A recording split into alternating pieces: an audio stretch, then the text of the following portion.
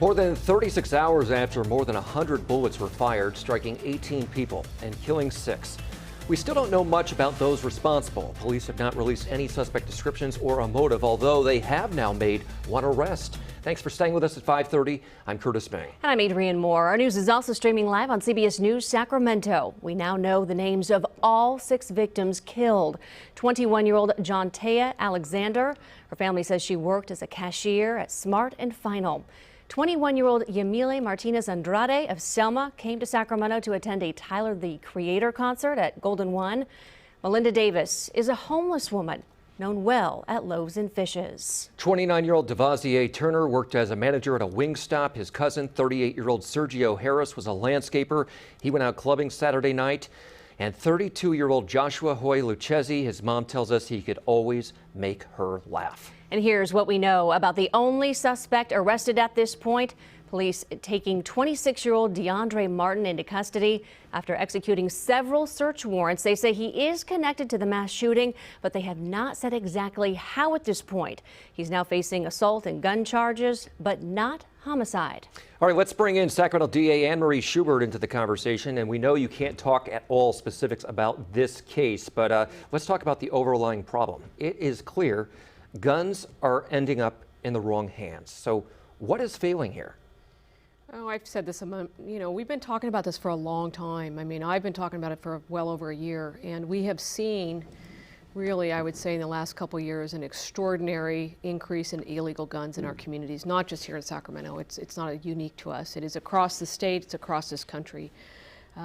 We have a number of people that are convicted felons or people that are prohibited, meaning they shouldn't, and we've got guns flooding our streets. So I think it's a tsunami of different things. We've had a lot of people released from prison, 27,000 people. We've got early releases from prison. We've got zero bail policies.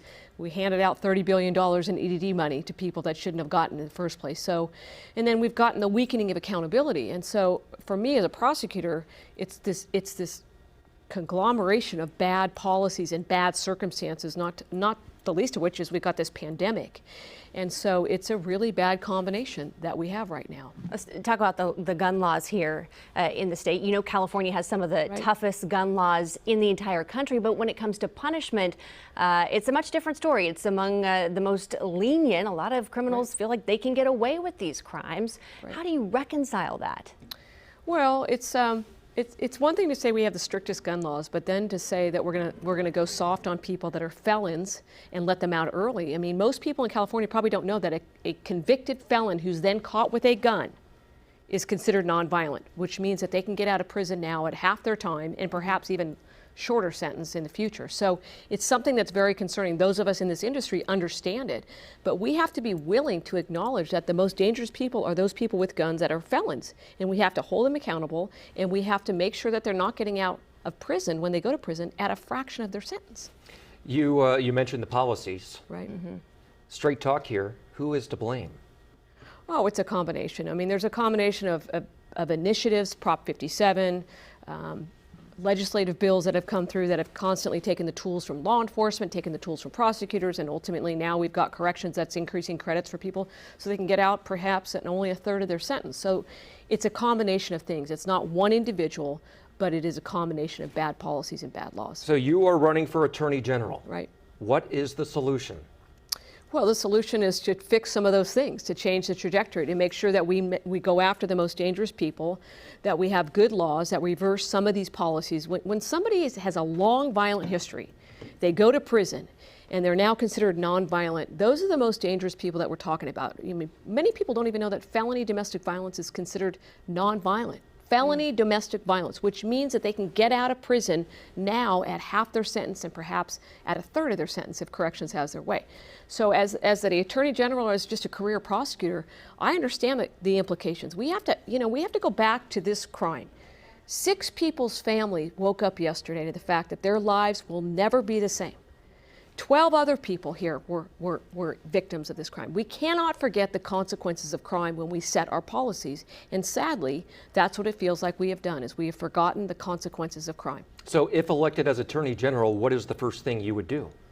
Oh, there's a lot, but tackle this violent crime, tackle the illegal guns, take those guns out of the hands of people that shouldn't have them. You've got to fund law enforcement. You have to give them the resources to do that. Listen, it doesn't matter what political side you sit on. Nobody wants guns in the hands of felons or people that are prohibited because of mental instability or whatever it is. Nobody wants that. So we have to fund that to take those away. And then when we catch people with those guns, felons and those other people, we have to hold them accountable, and we can't let them out when they're dangerous people.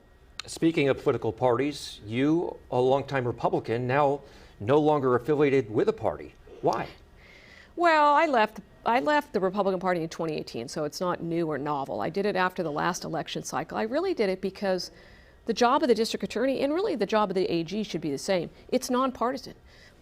Public safety is not a partisan issue. It's not about whether you're an R or D or where you live or what your zip code is. Everybody's entitled to the same thing. Public safety. And so for me, I'm going to be authentic to the position. I'm authentic to myself. And I really believe that people are fed up with this polarization. They're fed up with, politics being injected into public safety. It shouldn't be in public safety. People want the same thing. They want to feel safe in their homes. How does your view of guns differ from the Republican Party's? Oh, I don't know. I haven't really thought about that. I think anybody, like I've said before, anybody has the same agreement. Nobody wants guns in the hands of people that shouldn't have them. We shouldn't, I believe in background checks. I think we need to have them. I think we need to take them off the hands of people that, who disagrees with that concept? Nobody. Right. Sacramento County District Attorney Anne Marie Schubert. Thank we you. appreciate your time Thank so you. much. Thank you very much. Important discussion.